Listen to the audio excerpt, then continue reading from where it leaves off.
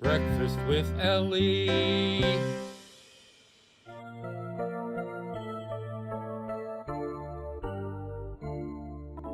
Mode ani lefanecha melech chai v'kayam shechazarta bi nishmati b'chemla raba emunatecha.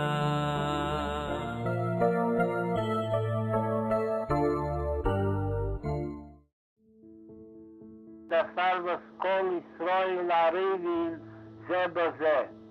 No das meint min a viele Aiden, was gefindt sich bekatz wie Tevel und ist sich mit dem keinmal nicht zusammengetroffen.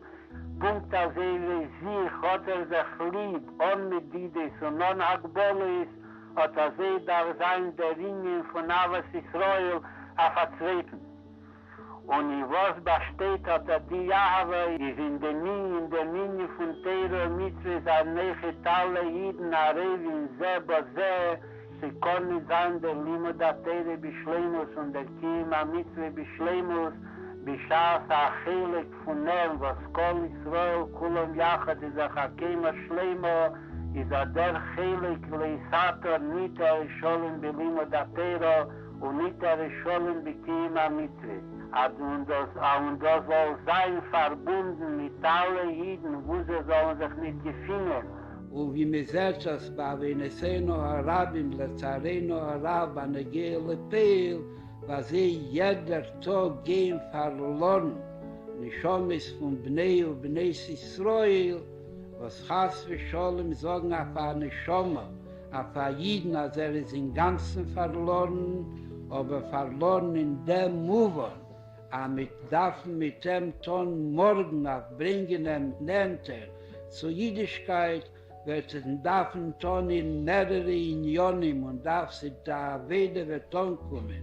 Mit der Sache mehr Schwierigkeiten, wie viel das ist ein Inyan, Ikri, und ein Inyan Chiyuni, und ein Inyan von Pikuach Nefashis Mamosh, aber soll reis nehmen, der Hero, und der Hero soll reis in Meise bepeil. A jeder Nesef Avdru, was tut bei Momene. Nesef Avdru, was tut bei Nishmose, alle die Lilmed und Lelamed, soll Reicheton begufe, wann geht zu Apozas Ayadus, und bei Meise bepeil, gehen bepeil, Mamesh begufe, und reden bepeil, Mamesh befiv.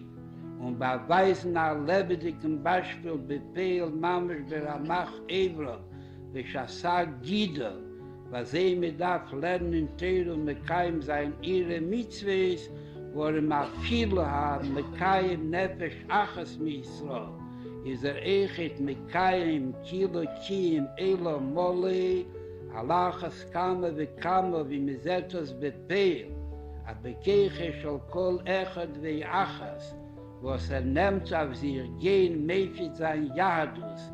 Zwischen Iden hat mich schön gesehen, aber seine haben Matzel gewähnt, wie Kamo ne Foscheis, und Matzel gewähnt in Asami Nefen, wie gerät früher bei der Gehe, zu Meise Chio, a die Wemens haben Matzel gewähnt, seine dann noch geworden Matzilim, seine geworden Echet Maschpien, und Afghen und Masel sein Iden, was einander wohl zu sehen, gekonnt zukommen, mese zibische Tiere.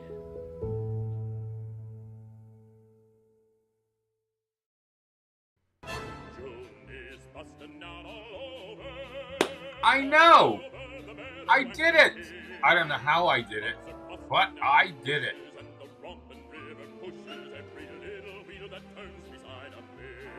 Let me see what I can do here.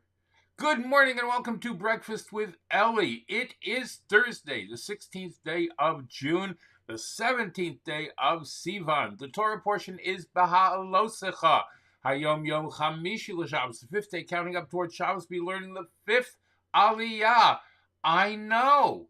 I made it here. I don't know how I made it here, but I made it here. Isn't that great? Let me see if something works really quick.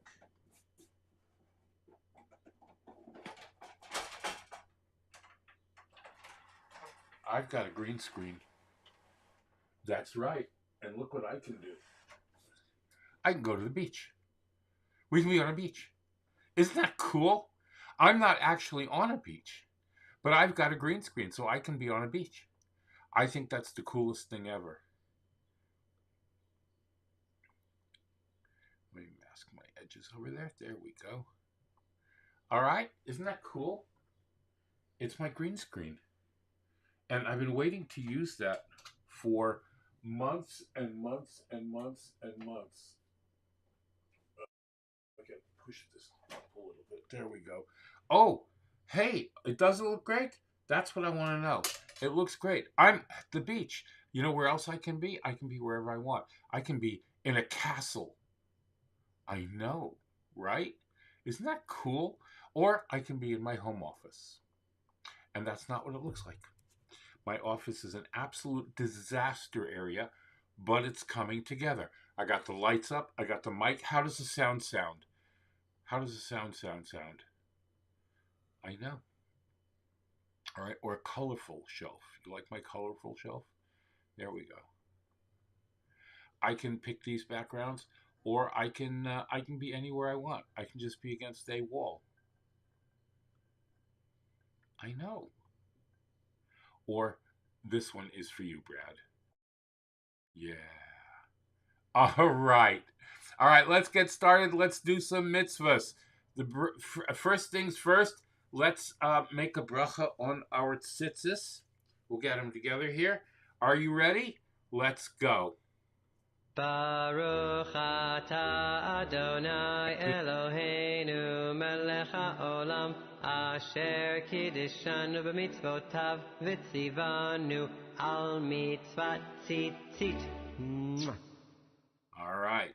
And I wonder if there's a way to keep that throughout. Apply to all scenes. There we go.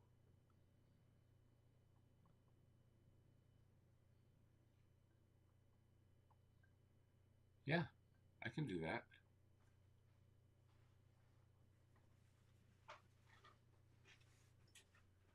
Yeah, okay. All right, it's doing it. Just gotta wait a minute. What are we doing? Just adjusting. Ah, okay. There we go. All right, so now that should work on all scenes. All right, let's try it.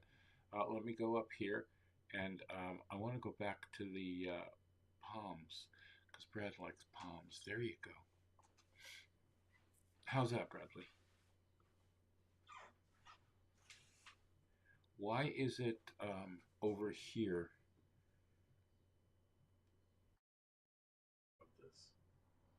Ah, okay. Well, I can zoom in just a tad. A little more, that'll be perfect. Zoom and pan. Here we go. There. All right. Bracha. Growing pains, boys and girls and others. Growing pains. You need to allow growing pains to happen. Al divrei Torah. Baruch atah Adonai Eloheinu melech haolam asher kiddishanu b'mitzvotav v'tzivanu al divrei Torah. All right. And now Hareini Mekabel. הריני מקבל עלי מצוות עשה של ואהבת לרעך כמוך. I take upon myself every single day to love my fellow friend in a very special way. All right, fantastic. I am very, very happy. All right. Oh, no, I just want that to be,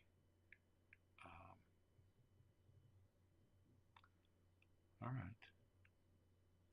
That's fine. Just experimenting.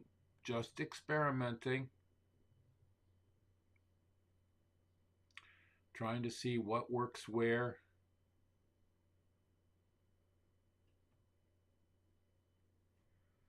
All right, very good. And now, Torah Tziva Lanu. Are you ready? Ay Torah tziva lanu Moshe morasha keilat Yaakov.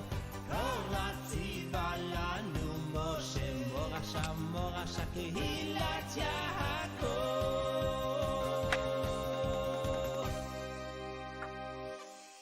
Excellent. All right. And now let's give tzedakah. I put it in the pushki, the tzedakah box. I put it in the pushki, the tzedakah box. I put it in the pushki for someone else to keep. Yeah, I put it in the pushki, the tzedakah box. I put it in the pushki, the tzedakah box. I put it in the pushki for someone else in need. All righty. And now Shema. Are you ready? Let's go. Shema. Shema Yisrael, Adonai Eloheinu, Adonai Echad.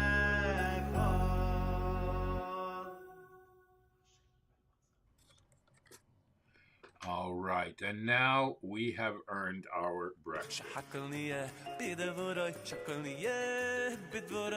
right. Are you ready?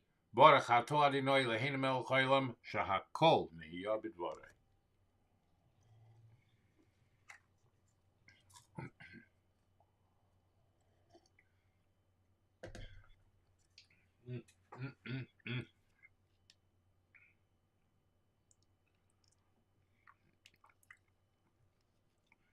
Well, the move has been great.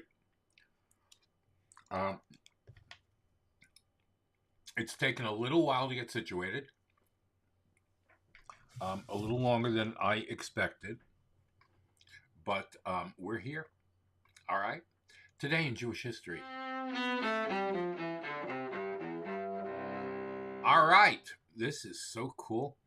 Here we go.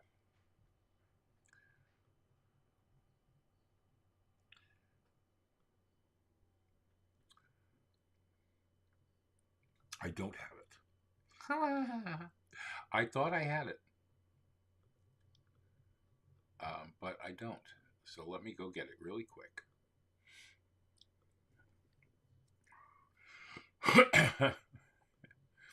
It's what happens when you're outside at the beach. All right. 7 months after the beginning of the Great Flood in the year 2105 BCE, and 17 days after the water covering the earth began to subside, the ark, sheltering Noah, his family, and members of all animal species, came to rest on the still submerged summit of Har Ararat, Mount Ararat. I know. Today is also the day that the Hashmonaim, the Hasmonean fighters, recaptured Migdal Tzur from the Greek enemy and proclaimed this day a holiday. And that took place during the Hanukkah saga, which we all know and love. All right. Okay. Oh, I'm so excited. This is working so well. All right.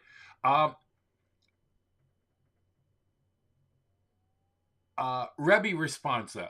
When we asked for a bracha from the Rebbe and we got a bracha, I'm so excited about that. Shalom Bashir, how are you, my friend? Good morning, Moshe. All right, my friends listening on Clubhouse, thank you so much for tuning in. Just to clue you in, because you can't see it, we moved, and I have a brand new dedicated studio, no longer my bedroom. and I'm playing with a green screen here. Can you see it? There, that's the green screen. Isn't that cool? Yeah, I know. It's very, very cool. I just gotta mask the edges there. All right. Yeah, I know.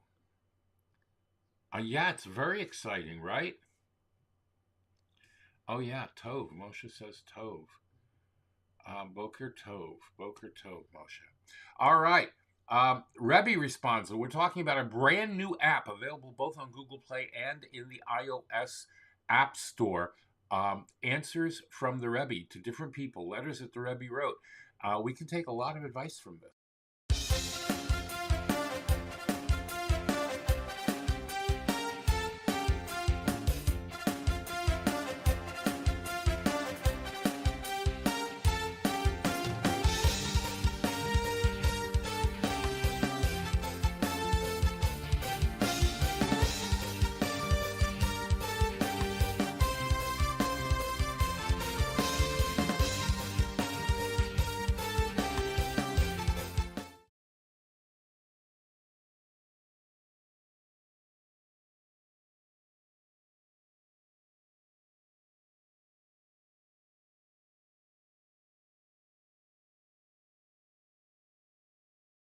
I have to pop it in.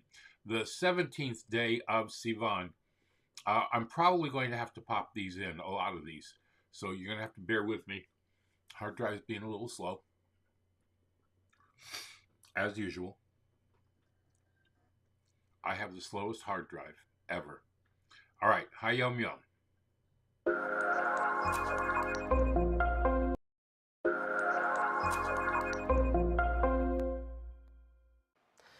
So the Jewish people are gathered around Har Sinai, Mount Sinai, and in just a couple of days, Hashem is going to give the people the Torah.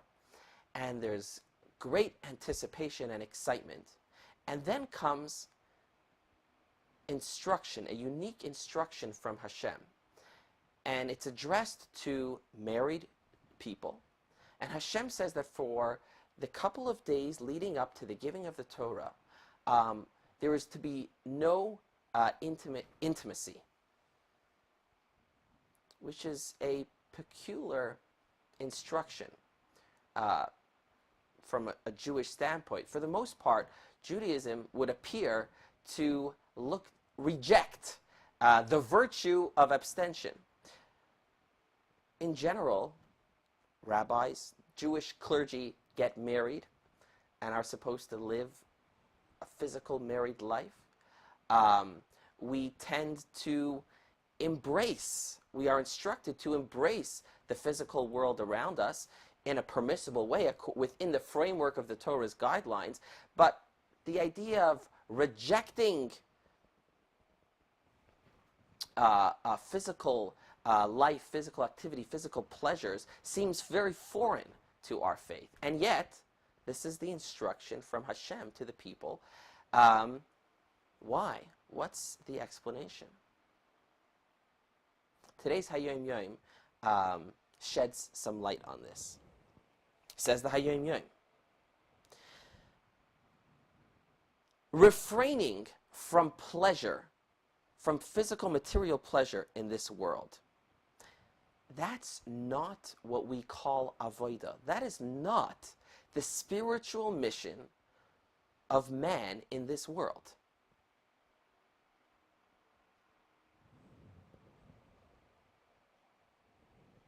So what is it then? A waste of time? No. Says the HaYom Yom, it is a fine preparation for avodah. So denying yourself physical pleasure is not your mission, but it's a good way to put yourself into the right mode, to gain the proper footing, the proper focus, to be ready for your spiritual mission in this world. Okay, so what's your spiritual mission?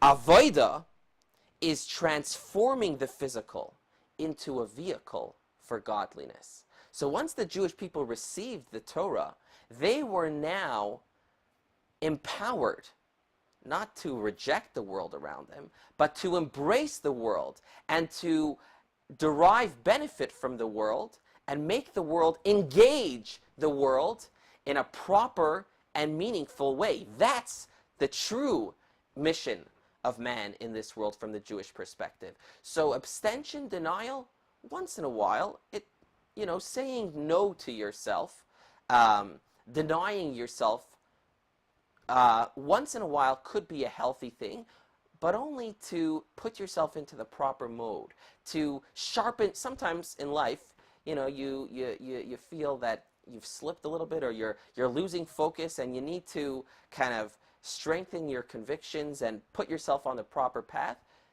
So then, as a temporary measure, maybe saying no to yourself once in a while, even when we're talking about something permissible, could be a healthy thing.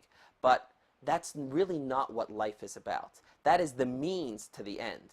The end, once you're empowered and properly focused, is to get out there, engage the world, engage in physical, material living, but do it in a proper, higher, spiritual, and meaningful way. All right. Oh, yeah, you like my new office? That's my new office. All right. And now, breaking news.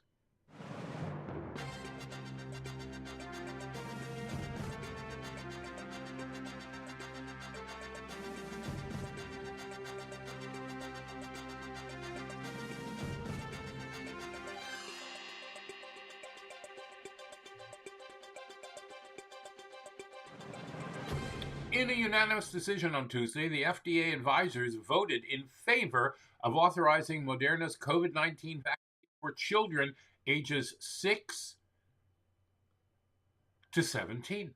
The FDA, which typically follows the committee's decisions, will now decide whether to authorize vaccine for emergency use in these age groups. Moderna's vaccine has been estimated to be 93.3% effective against symptomatic COVID-19 among adolescents ages 12 to 16. When the original coronavirus and alpha variant were dominant, according to the FDA. The vaccine was estimated to be 76.8% effective against COVID-19 for children ages 6 to 11, when the Delta variant was dominant. Pfizer-BioNTech's vaccine is approved for people 16 and older, and it's authorized for children as young as 5. Now, the vaccines could be available for children as young as 6 months, as early as next week, according to the White House. The FDA advisors voted unanimously on Wednesday to authorize Moderna and Pfizer's vaccines for emergency use in younger children.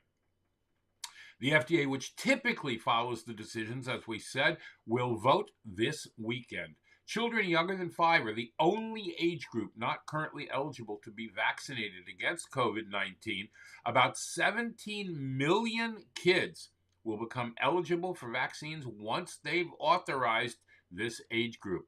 Separately, Dr. Anthony Fauci, President Joe Biden's chief medical advisor, has tested positive for COVID-19 and is receiving treatment, but he is fine.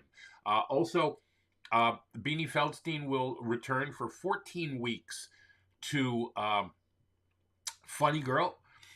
She and Jane Lynch will be leaving the production in September, much earlier than their year contract. Interesting, right? And in more Broadway news, Hugh Jackman is out of The Music Man for at least 10 days, as he has once again tested positive for the virus. I know. Like I said, it's too early. All right? Every patient in this experimental drug trial saw their cancer disappear. Breakthrough in what could be a major game changer. 14 patients with advanced rectal cancer are in remission after taking the same drug. It's a small trial, but so far it had a 100% success rate. The tumors are gone with no chemo, no radiation, no surgery. Out front now, Dr. Andrea Sursek, an oncologist at Memorial Sloan Kettering. She was part of the research team that conducted this study. And Dr. Sursek, of course, when I saw this, I stopped dead. I think everybody does when they hear the headline that cancer could be gone. I mean, it seems impossible. It certainly is remarkable. From your perspective, how remarkable is the outcome you observed? It's absolutely incredible. We didn't expect it. We've certainly never seen this before. It's really what, cancer doctors' dreams are made of, to see a response like this, such incredible efficacy with really almost no toxicity. Our patients feeling great after the treatment with completely normal body function in something like rectal cancer, where normally our therapies are really quite toxic. So it's absolutely incredible. So can you tell me more about the drug? I understand it's called dostarlimab, and why you think it worked. So it's an immunotherapy, and it works by unlocking the body's natural immune system to fight cancer. And this type of therapy works in specific cancer cells in colorectal that are mismatch repair deficient. So they lack a gene that enables them to repair their DNA. And because of that, they have many, many mutations. And the immune system recognizes the cancer as foreign. And so when we give immunotherapy like dostarlimab, it really just revs up the immune system so that it sees the cancer and gets rid of it. But what's so remarkable here is that it completely eliminated the cancer. The tumors just vanished in all 14 consecutive patients. Normally, when this is used in colorectal cancer in patients with advanced disease, that happens in about 10% of patients. And here it's 100%. So that's really the most striking part of this, is that it happened in every single patient after just 6 months of therapy. So Doctor, could this be a broader use? I mean, you're talking about rectal cancer specifically, but I mean, any other type of cancer. Absolutely. That's our goal. The idea here is that we move this therapy from advanced disease into early stage disease. And clearly, we're seeing that there is increased sensitivity when the tumors are early stage, when they are in their organ where they begin. And so, our goal is to replicate this in other solid tumors, such as stomach cancer, pancreas cancer, and bladder cancer, that are mismatch repair deficient, where they have this potential sensitivity to immunotherapy. And it can have huge implications, just as it did in these 14 patients where they didn't need radiation and they didn't need surgery. We may be able to achieve that as well in patients with stomach cancer, where surgery may not be needed if they have the same type of really remarkable response. Well, doctor, I really appreciate your time and explaining this. I know obviously it's 14 people, and I don't want to blow it out of proportion, but the headline itself is pretty stunning, and as you point out, remarkable. Thank you so much for taking the time to explain it. Isn't that amazing? I was just absolutely positively blown away by that. Yeah, and now this. If I were to ask you what you think the average human body temperature is, you'd probably respond with 37 degrees Celsius, or 98.6 degrees Fahrenheit. It's a handy number to know if you're trying to game the thermometer to get out of school, but new studies have uncovered that the real average human body temperature is actually lower than that, and it's dropping. So where does this classic number of 37 degrees Celsius even come from anyway? Well, in 1851, a German doctor named Karl Wunderlich conducted a years-long study. He went room to room in his hospital with a thermometer, taking the temperatures of some 25,000 different patients to try and pin down the average human body temperature. And he did, 17 years later, when he published a paper with that well-known metric of 37 degrees. He also gave us the first quantitative measurement for determining if someone has a fever. 38 degrees and above, that's a fever, baby. And then for the next 140 years, we just accepted this number as correct, despite the fact that Dr. Wunderlich collected this data using a comically large, foot-long wooden thermometer that had to be held in a patient's armpit for 20 minutes. Because believe it or not, portable thermometers small enough to fit under your tongue weren't invented until 1866. So it wasn't until the 1990s that another doctor decided to revisit this question using more modern equipment. And he found that, yeah, the average human body temperature is actually around 36.8 degrees Celsius. And it varies throughout the day, throughout someone's hormonal cycle, throughout someone's lifetime. So determining whether or not someone actually has a fever depends on a lot of different factors, which is pretty important to account for in a clinical setting. And then a 2020 study out of Stanford University took hundreds of thousands of measurements and found that the average body temperature was around 36.4 degrees Celsius. And this made them ask, what if this drop in average temperature isn't entirely due to the difference in thermometer accuracy, but is instead because average human body temperature is actually falling?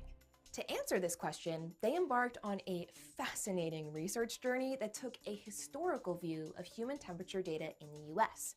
They used huge existing data sets, ones measuring from 1860 to 1940, 1971 to 1975, and 2007 to 2017, to get a sense of how human body temperature may have changed over the past 150 odd years.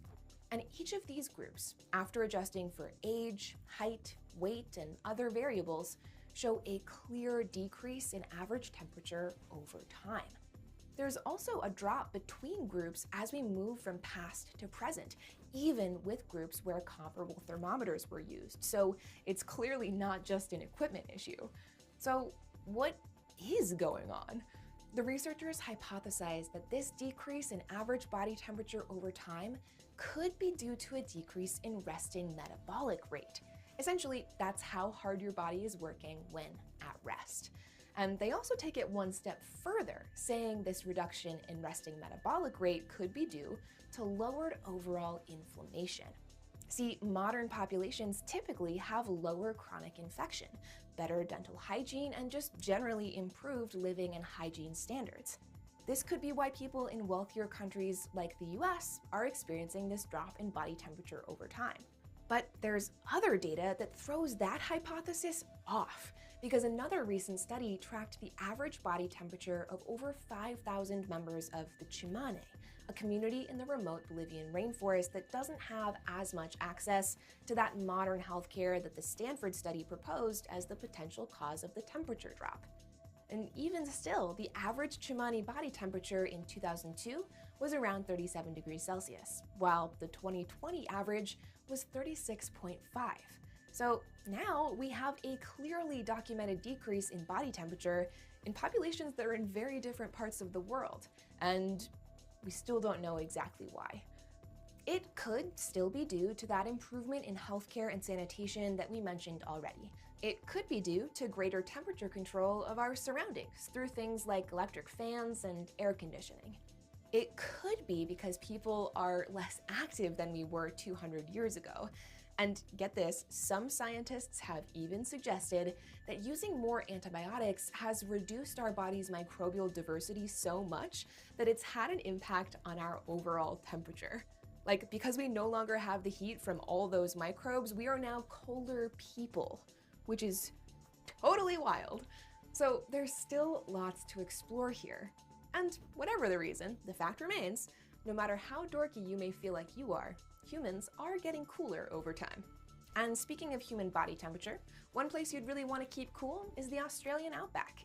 Be sure to check out Lightspeed, our new docuseries on an incredible solar car race across the continent. New episodes will be released every Monday through January 4th, and thanks for watching. I'll see you next time on Seeker.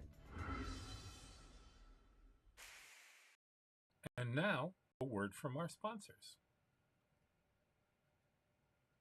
PestProRidol.com. PestProRidol.com. Trusted by the best to keep away the pests. We are offering COVID-19 disinfection services. Mention this ad and get 1 month free service. Visit us at PestProRidol.com. Tarzane Group. Micro, miniature, and small orchids. Go to tarzanegroup.com or call Tomas at 305-440-0565. That's 305-440-0565. And order today. Visit Tomas and Yair at tarzanegroup.com. Micro, miniature, and small orchids. Beautiful in your home. Go to the website and read Tomas's orchid blog. And by Dina D Design. DinaDDesign@gmail.com. Fine artwork, custom made to your specifications, logos, wall hangings, Judaica, and you can even have something for your child's room. Dina D Designs. Go to her Facebook or Instagram or call or text. Thank you very much to our sponsors. If you'd like to become a sponsor, please go right up here to where it says patreon.com/theactorsrabbi, and you can contribute even only $1 a month if you'd like, but that'll help us bring this broadcast to you on a daily basis and cover our expenses. Be sure to thank your sponsors when shopping and mention Breakfast with Elli when you're shopping there. There might be discounts. Thanks for watching. Torah, Torah, Torah, Torah, Torah, Torah, Torah, Sivan lanu Moshe. Torah, Torah, Torah, Torah, Torah, Torah, Torah, Sivan lanu Moshe. All right, patreon.com/theactorsrabbi and breakfastwithelli.live/tipjar, or use this handy QR code to get there and donate today. And the reason I ask you to donate is not because I'm poor. It's not because I'm rich. I ask you to donate so you can participate in bringing Torah to people who would otherwise not get it. Like some of the people listening on all the different platforms, 10 different platforms, and people are listening and they're learning Torah. Sometimes for the very first time, they're finding out the truth, which has been kept from them. And so you participate in a great, great mitzvah. All right, we are doing Rabbi Sachs' Covenant and Conversation. Let's hear from the rabbi himself. Here's this week's Parsha for Beha'alotcha.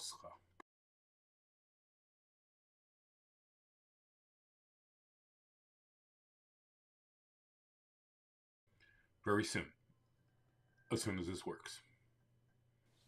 David Brooks, in his new bestseller, The Road to Character, draws a sharp distinction between what he calls the resume virtues, the achievements and skills that bring success, and the eulogy virtues, the ones that are spoken about in funerals, the virtues and strengths that make you the kind of person you are when you're not wearing masks or playing roles, the inner person that friends and family recognize as the real you. Brooks relates this distinction to the one made by Rabbi Soloveitchik Zatzal in his famous essay, The Lonely Man of Faith. There he speaks of Adam 1, the human person as creator, builder, master of nature, imposing his or her will on the world, and Adam 2, the covenantal personality living in obedience to transcendent truth, guided by a sense of duty and right and the will to serve. Adam 1 seeks success. Adam 2 strives for charity, love, and redemption. Adam 1 lives by the logic of economics, the pursuit of self-interest and maximum utility. Adam 2 lives by the very different logic of morality, where giving matters more than receiving and conquering desire more important than satisfying it. In the moral universe, success, when it leads to pride, becomes failure. Failure, when it leads to humility, becomes success. In that essay, first published in 1965, Rabbi Soloveitchik wondered whether there was a place for Adam 2 in the America of his day. So intent was it on celebrating human powers and economic advance. 50 years on, David Brooks echoes that doubt. We live, he says, in a society that encourages us to think about how to have a great career, but leaves many of us inarticulate about how to cultivate the inner life. That is a central theme of Beha'alotcha. Until now, we've seen the outer Moses, worker of miracles, mouthpiece of the divine word, unafraid to confront Pharaoh on the one hand, his own people on the other, the man who shattered the tablets engraved by God himself and who challenged him to forgive his people, and if not, Mechenina misifracha eshe katavta, blot me out from the book you have written. That is the public Moses, the figure of his heroic strength. In Soloveitchik terminology, that is Moses 1. But in Beha'alotcha we see Moses 2, the lonely man of faith. It's a very different picture. In the first scene we see him break down. The people are complaining again about the food. They have manna but no meat. They engage in false nostalgia. How we remember the fish that we used to eat in Egypt for free, and the cucumbers, melons, leeks, onions, and garlic. This is one act of ingratitude too many for Moses, who gives voice to deep despair. Why did you bring all this trouble to your servant? Why haven't I found favor in your eyes that you're placing the burden of this whole people on me? Did I conceive this people or give birth to them, that you tell me to carry them in my lap the way a nurse carries a baby? I cannot carry this whole nation. The burden's too heavy for me. If this is how you are going to treat me, please kill me now, if I have found favor in your eyes, because I cannot bear seeing all this misery. Then comes the great transformation. God tells him to take 70 elders who will bear the burden with him. God takes the spirit that's on Moses and extends it to the elders. 2 of them, Eldad and Medad, among the 6 chosen from each tribe but left out of the final ballot, began prophesying within the camp. They too caught Moses' spirit. Joshua feared that this would lead to a challenge to Moses' leadership and urged Moses to stop them. Moses answers with surpassing generosity. Amakaneh atali, are you jealous on my behalf? Would that all God's people were prophets, and that he would rest his spirit on each of them. The mere fact that Moses now knew he wasn't alone, seeing 70 elders share his spirit, cured him of his depression, and he now exudes a gentle, generous confidence that is moving and unexpected. In the third act, we finally see where all this drama has been tending. Now it's Moses' own brother and sister, Aaron and Miriam, who start disparaging him. The cause of their complaint, that he'd taken an Ethiopian wife, is not clear, and there are many interpretations. But the point, though, is that for Moses, this is the et tu brute moment. He has been betrayed, or at least slandered by those closest to him. Yet Moses is unaffected. And it's here that the Torah makes its great statement. Aish Moshe anav ma'od. Now the man Moses was very humble, more so than any other man on the face of the earth. This is something new in history. The idea that a leader's highest virtue might be humility must have seemed absurd, almost self-contradictory in the ancient world. Leaders were proud, magnificent, distinguished by their dress, appearance, and regal manner. They built temples in their own honor that had triumphant inscriptions engraved for posterity. Their role wasn't to serve, but to be served. Everyone else was expected to be humble, not they. Humility and majesty could not coexist. In Judaism, this entire configuration was overturned. Leaders were to serve, not to be served. Moses' highest accolade was to be called Eved Hashem, God's servant. And we will pause there for today. All right, we have some catching up to do. In the first Aliyah, Hashem commands Moshe to light the menorah on a daily basis, then to initiate the Levites into tabernacle service. This included shaving their bodies, immersion in a mikveh, and the offering of certain sacrifices. The exact prescribed initiation procedure is followed, and the Levites are consecrated to Hashem in the second Aliyah, instead of the firstborn, who lost their hallowed status when they participated in the sin of the golden calf. Towards the end of the second Aliyah, we learn the Levite service age requirements and retirement age. In the third Aliyah, on the first anniversary of the Exodus, the Jews are instructed to bring the Pesach offering. Certain individuals, however, could not participate because they were ritually impure. These people lodged a complaint, which Moshe then transmitted to Hashem. Hashem responded by designating Pesach Sheni, a second Passover, to be observed exactly 1 month later. Anyone who could not offer the Paschal offering in the proper time has to do so on the second Pesach. And then Hashem told Moshe the laws of Pesach Sheni. In the fourth Aliyah, from the day the tabernacle was erected, it was covered by a cloud during the day and a fire by night. When the cloud lifted, that signaled Hashem's wish that the Jews should journey onwards, following the cloud till it came to rest in a new location of Hashem's choosing. In some cases, the Israelites stayed overnight in a particular location before the sign came for them to depart again. And on other occasions, they would stay in one place for many months or many years. The section then discusses Moshe's 2 silver trumpets. They were used for several purposes: to assemble the nation or its leaders, to signal the beginning of a journey, or thirdly, they're blown after the Jews went to battle. Fourth, the trumpets were sounded when certain communal sacrifices were offered in the tabernacle. The fifth and today's Aliyah, nearly 1 year after they arrived at Mount Sinai, the cloud rose from the tabernacle, signaling their impending departure.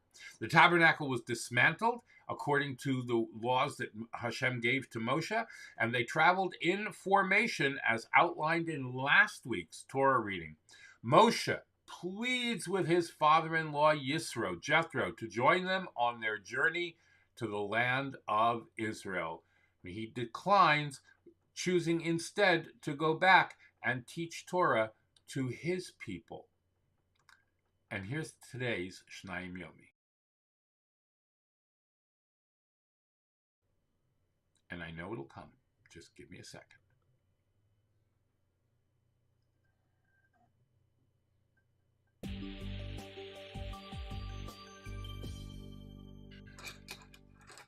Parshas Beha'alotcha, the fifth Aliyah, the Aliyah of Chamishi. In Chamishi, we begin by describing the travels of Bnei Yisrael from Midbar Sinai to Midbar Paran. This was almost a year after they arrived in Midbar Sinai to accept the Torah. The Torah describes now the camps and how Bnei Yisrael traveled throughout the Midbar. Bnei Yisrael were split up into 4 camps. The first camp was Yehuda, and in Yehuda's camp were the Shvatim of Yisachar and Zvulun.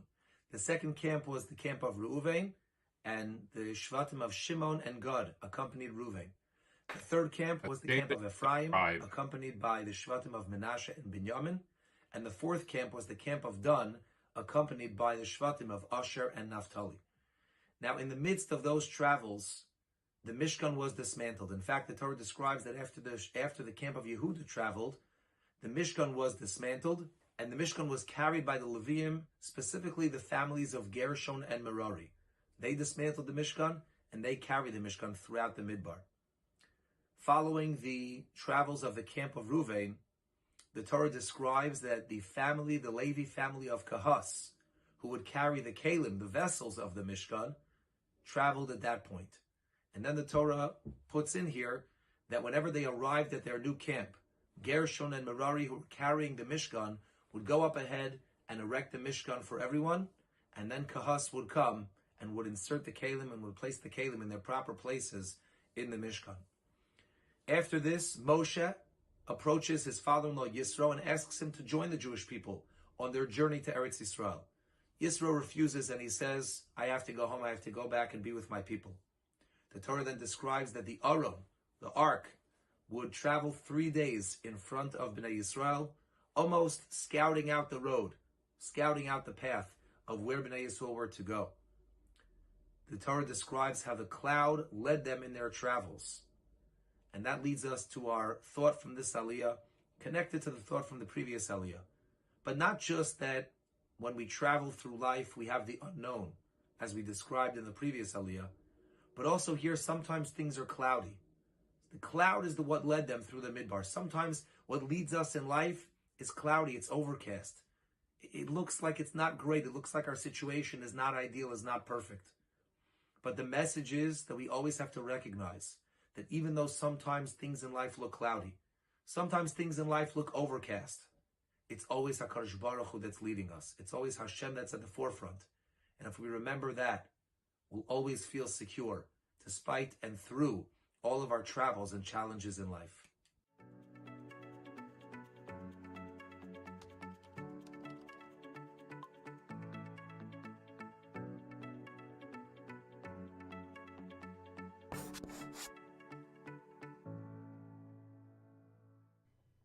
All right, fabulous, fantastic. We have time for Rabbi Martyr. Here we go. Boker Tov. So we're looking at the cliffhanger, right? So Miriam and Aaron are critiquing Moshe. How could you have poor Tzipporah, your wife? She schleps here with your kids, and you're not there for them, and it's terrible. And we all feel this. I feel this all the time. And the answer is whatever it is that God says. It's God who speaks up. And according to the Midrash, Rashi quotes the Midrash, that God appears to them pitom, suddenly, which is interpreted to mean that they're all actually, it's the evening time, nighttime, and they're with their spouses, and they're carnally present with their spouses, and then suddenly God appears to them, and they got to throw their clothes on, they got to separate and throw their clothes on. It's a horrible embarrassment for them that they rush out from a carnal moment to be hearing from God. And God's statement is, right, you don't understand. Regular folks, regular prophets have a certain experience of me. We'll just leave it at that, right? That's how amongst you two are prophets too. Yeah, what you have is one thing. Lo chen avdi Moshe. It's not the same with my servant Moshe. B'chol beiti ne'emanhu, in all of my house, he is the trustworthy one. Pe'el daberbo. I speak to him mouth to mouth. Right, I have real conversation, not through some vague prophetic thing. And some type of vision that he can have. He actually can see the visage of God, whatever that means. Why aren't you afraid to speak against my servant Moshe? Not only because you're taking on a big shot, and don't mess with the big shot. But you're missing, you don't understand what's happened, why Moshe has to be the way he is. Because Moshe is basically on 24/7 call with God. The rest of you, Baruch Hashem, good. Aaron, you have a very important job, but you know what? When the avodah in the Beis Hamikdash is done, you get to stop. The days requirements of the sacrifices are over. You stop. You can go out and teach some Torah. You go out and you make peace between people. Miriam, whatever, you too, for all the role modeling you do. But Moshe's on constant call for me and for the people, but for me. And so the difficult decision that he had to make, that it was not conducive for him to be married, to stay intimate with Tzipporah because of this reality. So on one hand, is it a defense of Moshe? It's just it's a statement. This is the reality. At the very same moment, the takeaway is, unless you're a Moshe Rabbeinu, this is not acceptable. And the time that we are meant to have for one another as spouses, however important our jobs are, is the most significant thing. Moshe will be the exception to the rule. The rest of us, halavai, we should be like Miriam and Tzipporah, Miriam and Aaron.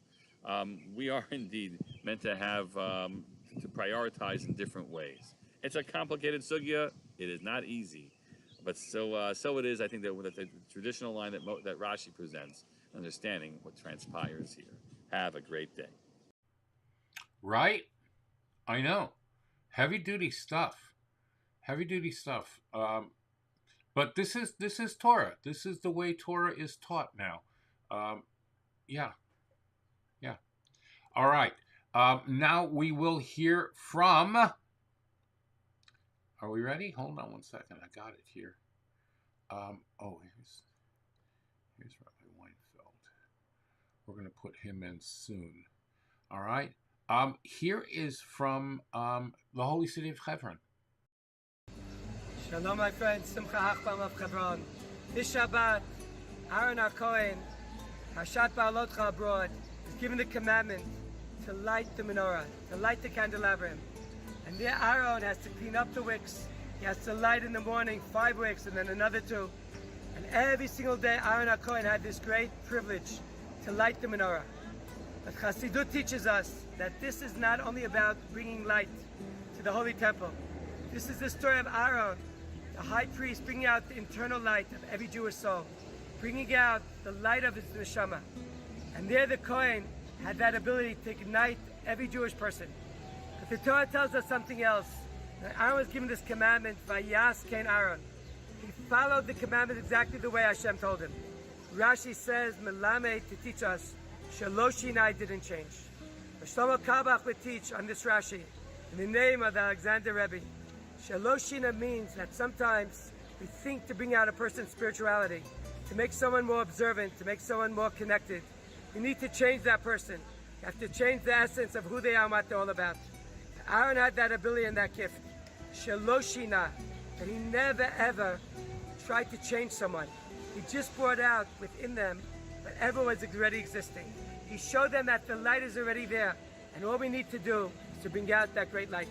We should be privileged as parents, as educators, as teachers, as the school year is coming to an end, to bring out that light in our students and our children, and that light should be Olam Aleh, rise up on its own. Should be privileged to see that light of the menorah, the light of the Holy Temple, shining to the whole world. Shabbat Shalom. So beautiful. So beautiful. All right, Rabbi Minkowitz. Welcome to this week's Torah lesson. This week's Torah portion is Parshas Beha'alotcha. The question of the week is, does our actions make a difference? So in this week's Torah portion, Parshas Beha'alotcha, we learn about the command to Aaron to light the menorah. And the Torah tells us, Vayas Kain Aaron. Aaron did what he was instructed in reference to lighting the menorah. So Rashi asks the question, Aaron did what he was instructed? I mean, like, what's the big novel idea? You don't think he would listen to God? So the Rashi explains it's to praise Aaron, that he didn't change.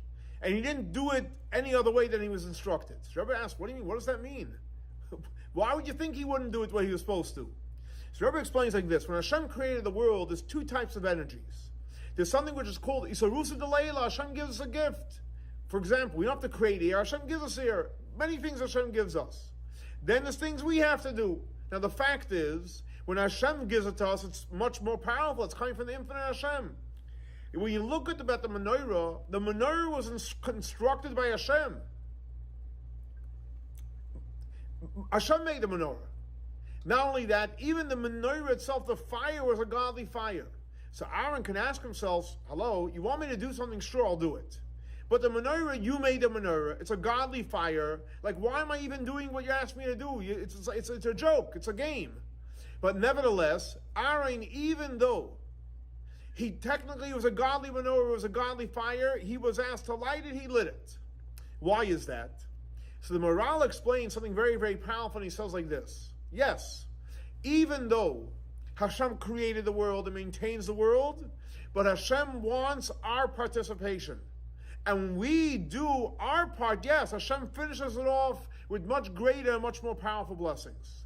So the answer to the question, is our actions important and does it do anything? Absolutely. Hashem wants us to do our part.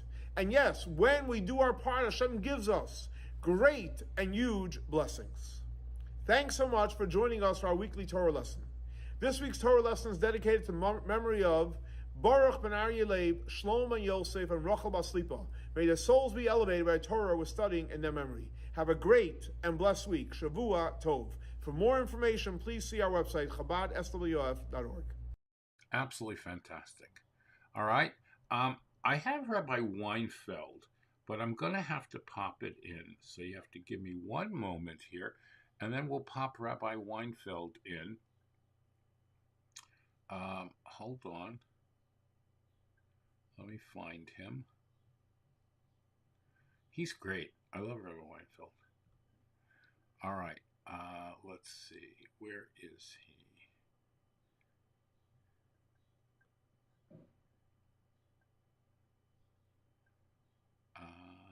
Oh, there he is. Okay, so hold on one second.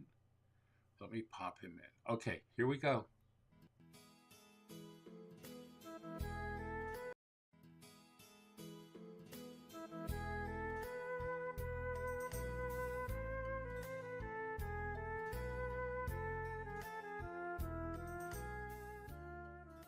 A good Erev Shabbos. In a village lived a man that he was a miser, famous miser. In the middle of the night, a thief broke into his house. He woke up from the noise and he is screaming, "Who is there by the door?" And the thief is saying, "It's me, the thief." So he says, "What are you looking for in my house?" He says, "I'm looking for some money." So he says, wait, I'm going to get dressed and we're going to look together for money. You know what? Really? We can learn something from this miser. He turned over the fact that the thief is in his door to a positive situation, to make him a partner, to look, maybe he will find something in his house. Let's think a minute about what the Rebbe is saying about our parsha, Beha'alotcha. The Torah is telling us about the menorah in Beis Hamikdash, that every individual Jew is a candle in the menorah. We are a flashlight. And our mission in life is to make our place where we are, every moment of our life, should be lichtig, should be with the light of the menorah. It's enough if we will think every morning when we wake up, every time when we go on the street, when we meet and talk to somebody, if we will think that we are a flashlight, so with the flashlight of Torah that we are and we have, we will really find so many good things in ourselves, in others, in every place where we're going to be at, and then we will really make the world for another nicer place. Bezrat Hashem. Shabbat Shalom u'mevorach.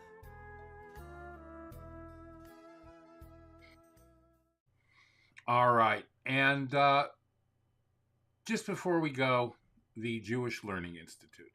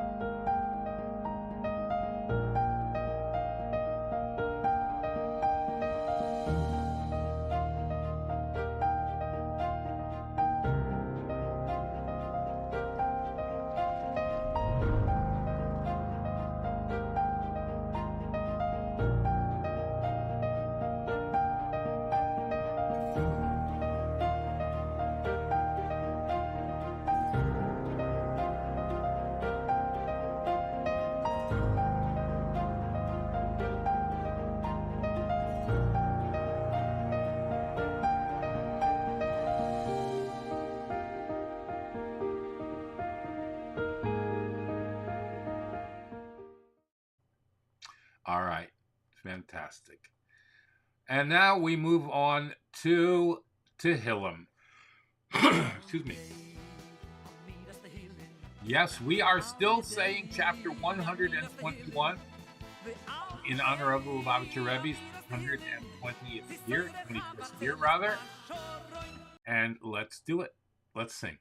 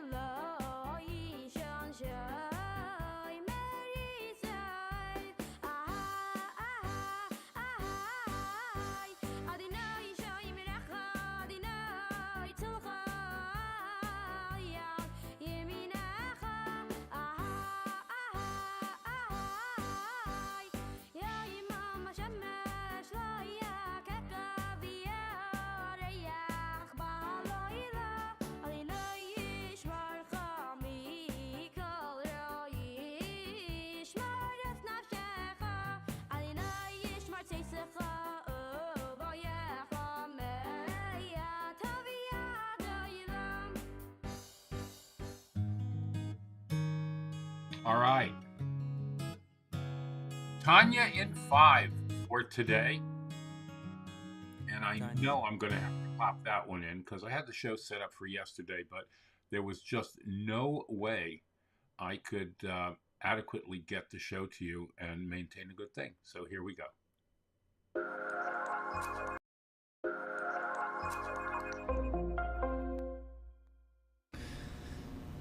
Thank you for joining Tanya in 5. Today's lesson for the 17th of Sivan. We continue in chapter 6. Chapter 6 in Shayuchud is one word, hiskalus, a coming together, a union, a mutual inclusion. We're talking about the inclusion of the attributes, one with the other. And it is evident that God, He and His attributes are one. That's not like us. We are not one with our attributes. Our attributes, meaning our kindness, our judgment, our compassion, is a compound. We are compounded of several different qualities. Therefore, we could choose one over the other. Sometimes one will be more, a choice in our lives, and then other times we'll choose Gvur over Chesed, for example. But by God, they are united with each other and they comprise each other. They are totally one. Not in a compound way, but a simplistic whole oneness. This is what it says in the Zohar, that you are He who binds the attributes together and unites them. The meaning is, of all this, what we started off at the very beginning in chapter 1, the Alter Rebbe asked a question based on the verse that we should take unto our heart that Havayahu Elokim, that Hashem is Elokim, and that there are no other, there's nothing else, no other gods. So we understood this to mean, no other gods. We have to take that to heart so much that underneath the earth somewhere we're going to find a god, another deity. So the meaning of this is that there are two names of God, Havaya and Elokim, and they are not two different powers that are working in different ways, but they're actually one. Even though the name of Elokim, which contracts and conceals on the light and the quality of Chesed, but it doesn't. It does not hide on God, because since the attributes are one with God, so just like I can't hide from myself, so likewise God's not hiding from Himself. All He is doing is concealing Himself from us. So that means that in the heavens above and the earth below, Ein Oid, there is nothing else besides Him, means that the immaterial world, and as it appears to our eyes that is actually existing, is a independent being, is actually not an independent being. It is the name of Elohim that conceals and contracts the light and the life force from the lower creatures, from us, but not from God. God, it's not hidden from him. Therefore, even the earth and all that which is below is total nothingness before God. Even we can't say that it is ein oid, which the term oid means nothing else suggests that it is subordinate. The terms that it's subordinate, something to the idea of the way the body receives its vitality from the soul. What is the most important thing is the soul giving its vitality to the body. So the body is considered oid. It's else. It's other words, secondary. The soul is primary and giving us that vitality. And therefore, the soul gets its vitality from Shem Havaya, the body gets its vitality from Shem Elokim, but the truth is, this is not the way we can look at God. God is ein oid, even that you can't say that there's something else. Why? Because the body and the soul ultimately come from two separate sources. The body has its own existence, but God brings into existence everything ex nihilo, not just giving vitality to the body, to the world as the soul rather gives to the body, but God brings everything into existence from absolute nothingness, and in relation to him, it's totally nullified, like the sun, the light of the sun is nullified within the sun. And this is the idea of Einay, there's nothing else but him, meaning that he is the only true reality. Not that there's a subordinate to him, that he is the primary God, but there's something else. No, there is nothing else but him. And that is Tanya in 5. Thank you for joining. All right. If you'd like your own copy, let me know. All right. Mitzvah minute. I'm a little bit behind. I'm not sure what mitzvah minute we are on, and I don't have my let's catch up. It should be mitzvah minute number 29. Here we go. Well, we'll do 28 and 29.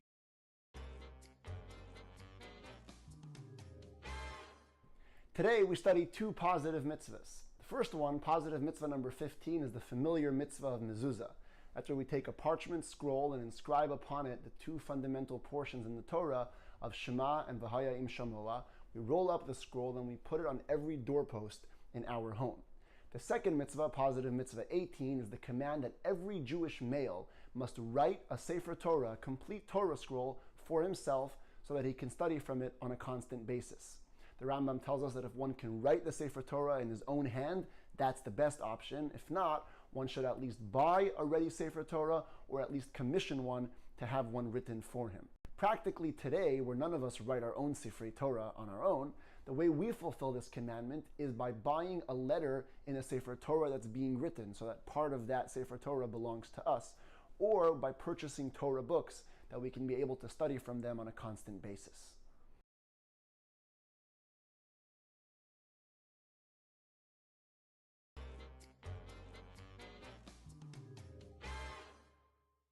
In addition to the positive mitzvah we learned yesterday, that it is an obligation upon every individual Jewish male to write his own Sefer Torah, his own Torah scroll, the Jewish king, and this is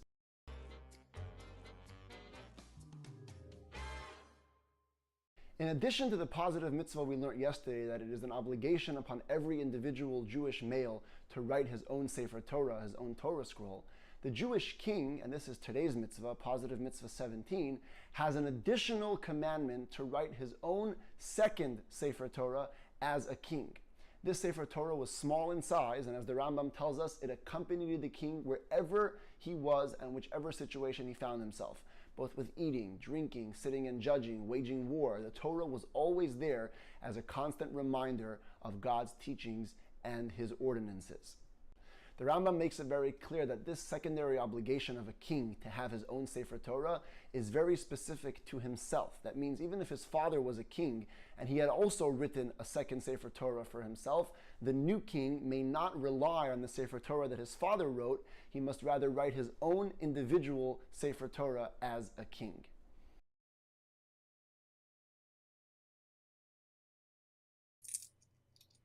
All right, and there you have it. We've got it all up to date. All right, matters of Mashiach.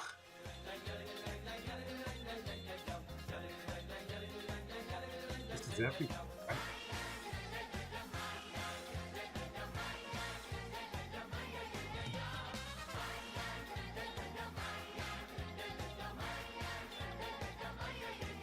What so delays the day when Mashiach will redeem us from this exile? Is it because of neglect of Torah study? The first three exiles corresponded to the first three patriarchs, Abraham, Isaac, and Jacob. Therefore, the Jewish people were redeemed from those exiles in merit of those patriarchs. Now, we will be redeemed from the fourth current exile in the merit of Moshe Rabbeinu, Moses our teacher. And when will that happen? When we return to the study of Moshe's Torah. The Zohar tells us that the exile is prolonged because of our neglect of Torah study.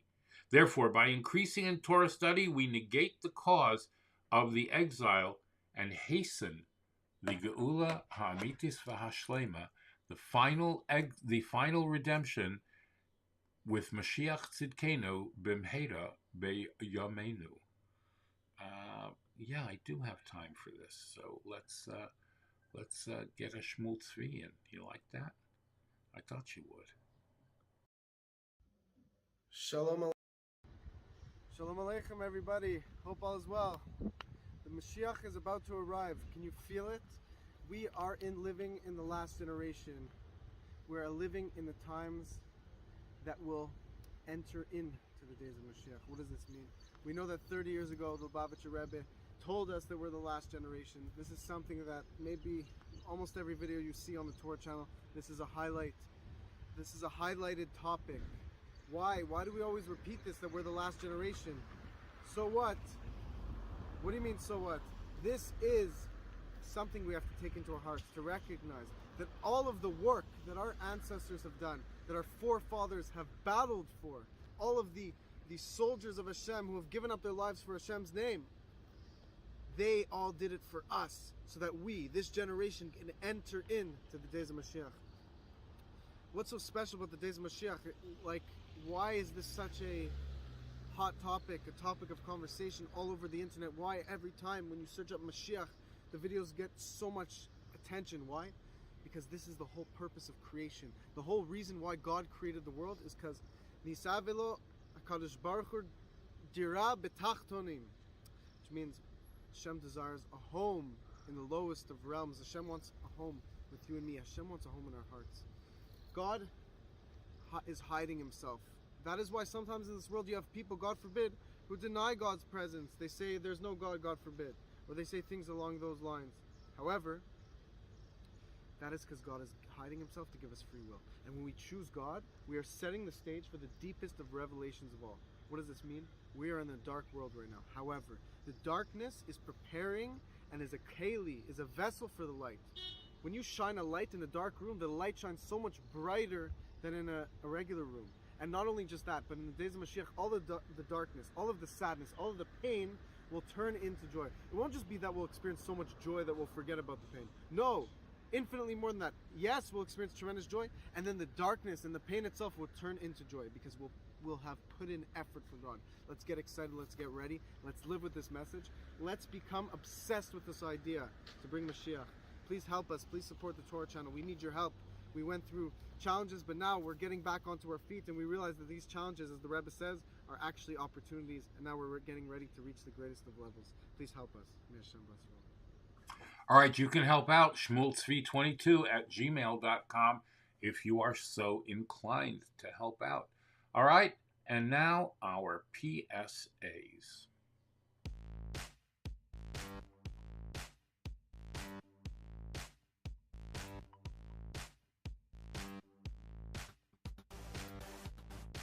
Please sponsor Food to Feed the Needy at Maspia Soup Kitchen Network. Hi, I'm Rory Weisberg, founder of Full and Free, and I'm here today to make charity giving more delicious. Thousands of families in need get food from Maspia every week, and hundreds get food every day. Healthy food and sharing food is what Maspia and I have in common. That's what my cookbook and my line of products is all about. At Maspia, $10 will sponsor a hot dinner for one person. If you sponsor a donation of $180, Maspia will give you a free copy of my new cookbook. Maspia needs your help, and every little bit counts. Please go to maspia.com/Rory to make your donation and win your free copy of my book and possibly my products as well. Have a great day. All right, Maspia Soup and Food Factory. Available by texting the word food to 726-879, 726-879. Hot meals and 7 days worth of pantry food every single day. In Rockland County, you go to tomcheshabbos.org. In Chicago, you go to the Chicago Food Center Kitchen, and you can go in Lakewood to tomche.org. Tomche.org, Chicago and Lakewood. All right. I should put Tomche together with Rockland. All right, I'll think about that. For all your other needs, Achiezer. Achiezer.org is there for you 24 hours a day, 7 days a week, 365 days a year. Call their hotline at 516-791-4444. 516-791-4444. This is an amazing video. This video is what Hatzalah does, bringing a Ukrainian refugee home to Israel.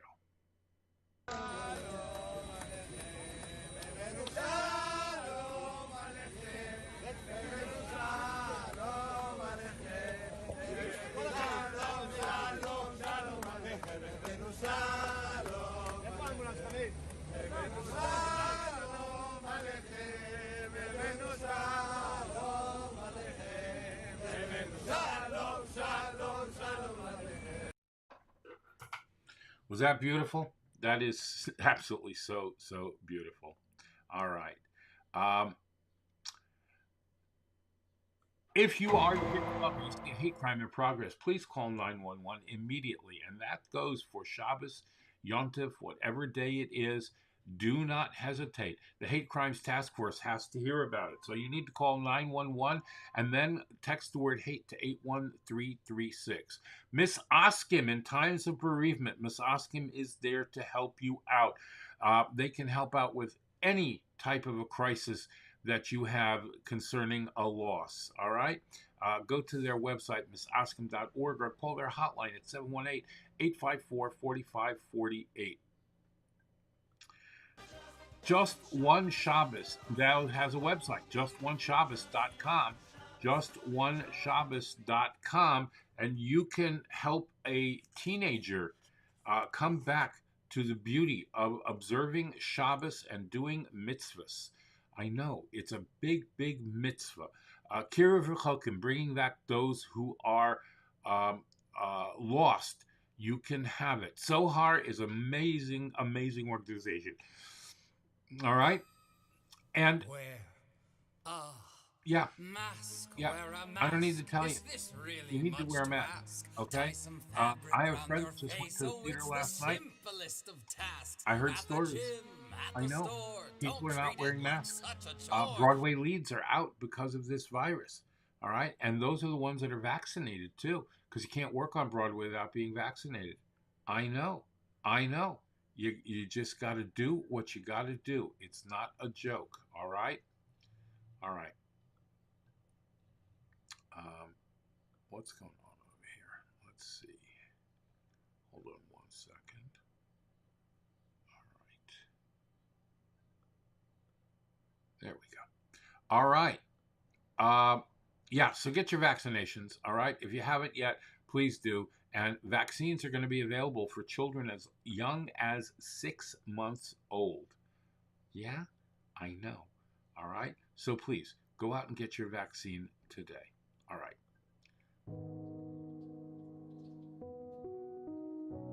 All right, let's catch up a little bit. The Alter Rebbe once said, hearing Torah from the Maggid, his mentor, was like receiving Torah Sheba'al Peh, the oral law. However, hearing a story from his Rebbe was like the written law. Now, in Chassidus, there are two terms: Haskalah, the intellectual approach of each concept, and Avoda, the application in one's service of Hashem. Every Haskalah, even the loftiest concepts, has to be brought into Avoda, service, refining a person's midos, character traits, and enriching the character. Now, refraining from deriving pleasure in the fullest sense from this physical world is only a fine preparation for Avoda, service of Hashem. The Avoda itself is when one transforms the physical into a vehicle for godliness. All right? You want to discuss this? Come to me on social media, any of the Actors Rabbis groups, at Twitter, WhatsApp, Spaces, Telegram, Facebook, Instagram, Spotify Live, LinkedIn, Racket, Clubhouse, or at theactorsrabbi.com, where you can have life coaching services. And if you want, we can go to the beach and do it.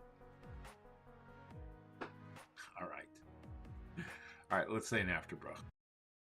Baruch ato Adonai Eloheinu melech ha'olam boirei nefashos rabois v'chesronan al kol ma sheborasa lachayos bohem nefesh kol chai baruch chai ha'olamim.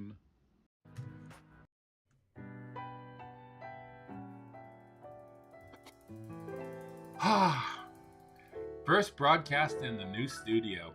Thank you for being here. Yeah.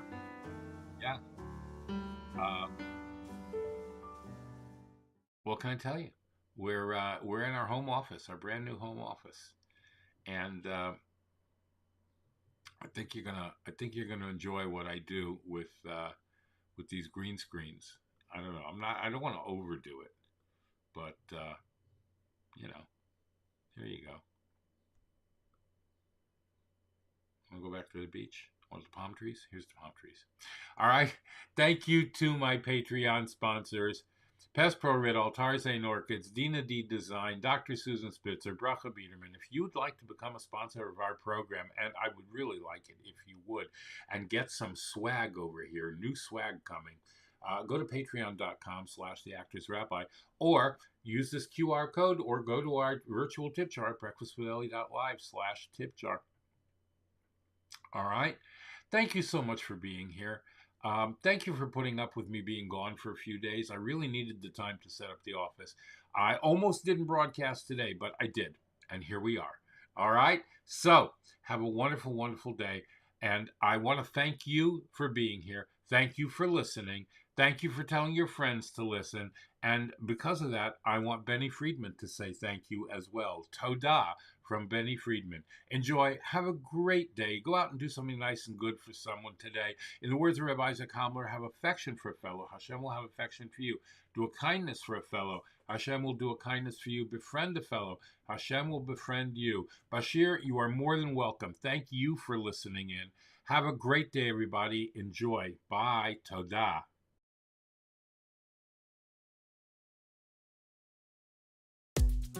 Oh yeah, and it's produced by my son.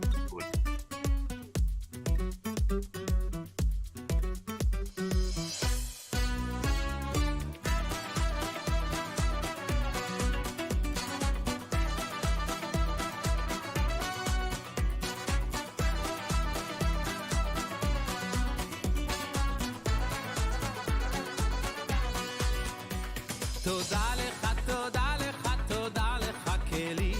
הולך איתך ורק איתך לא יכול בלי. תודה לך על חושך ויאל האור הטוב. תודה לך, אתה תמיד קרוב. תודה לך על שמש בשמיים בכל יום. על אהבה המלווה לכל מקום. תודה לך על הניסים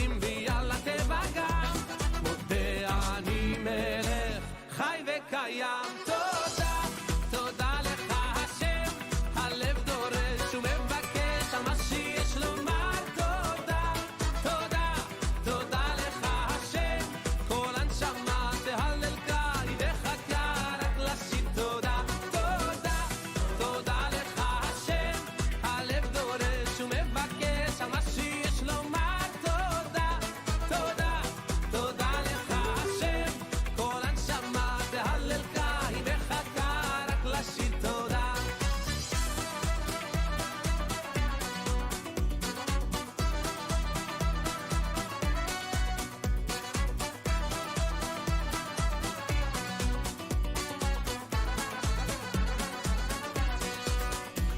פותח את ידיך ומצביע לכל חי, בהרי כויסי לוחם רוחו על כלי די.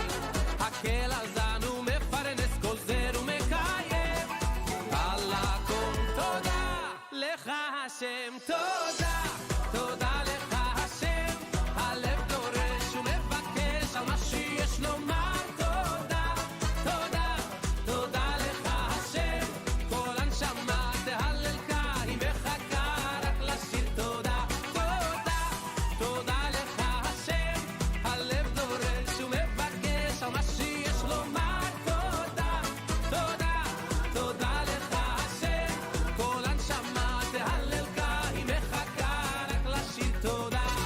For every day you give to me, my future and my history, תודה לך. Cause you're the music and the rhyme, you're the rhythm and the time, תודה לך. I know that there's a reason and a plan, and so I try the best I can to make you proud. So all the friends I made along the way, let me hear you sing it out loud. Toda, my thanks to you, my life is all from you. The light is you, the darkness too, you. Toda, my thanks to you, my life is love for you. Though I am small, I hear your call that you love me too. Toda, my thanks to you, my life is all from you. The ones I love are gifts of love from you. The tears I've cried and joy, the friends that I've enjoyed, it's all your love from up above, and oh I love you too. Toda, toda lecha Hashem, הלב דורש ומבקש על מה שיש לומר. תודה, תודה, תודה לך השם, כל הנשמה תהלל קי וחכה רק לשיר תודה. תודה לך